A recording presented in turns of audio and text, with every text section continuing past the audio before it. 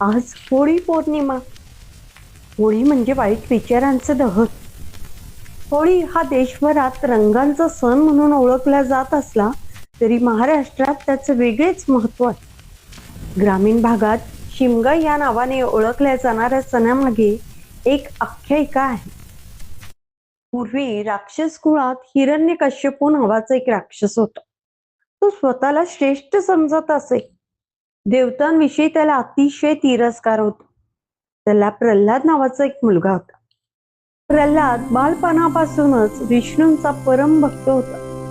प्रल्हाद दिवस रात्र विष्णूंच्या नावांचे नामस्मरण करत असे. नेमके हेच हिरण्यकश्यपूला मान्य नव्हते. त्यामुळे त्याने प्रल्हादाला त्यापासून परावृत्त करण्याचा प्रयत्न केला, परंतु प्रत्येक वेळी तो अयशस्वीच ठरला. अखेरीस कंटाळून हिरण्यकश्यपूने आपल्या मुलाचा वध करण्याचा निर्णय घेतला. या कामात त्याने आपल्या बहिणीची मदत घेतली. होलिका हे तिचं नाव. ती राक्षस प्रवृत्तीची आणि क्रूर होती. तिला अग्नीचं भय नव्हते. अग्नीपासून तिला कोणताच त्रास नव्हता. म्हणून हिरण्यकश्यपूने लाकडाची चिता रचली. त्यावरती होलिकेला बसवले आणि तिच्या मांडीवरती प्रल्हादला बसवले. परंतु प्रल्हादाच्या भक्ती साधनेमुळे उलटेच घडले.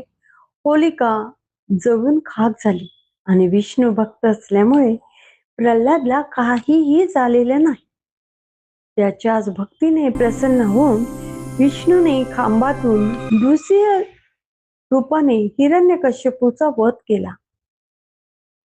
थोडक्यात काय, होलिका वाईट प्रवृत्तीची असल्यामुळे तिचा अंत ही जळून म्हणजेच वाईट पद्धतीने झाला.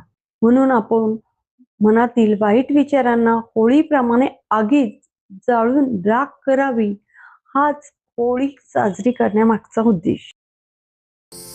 Happy Holi! Wishing you a colorful and joyful festival.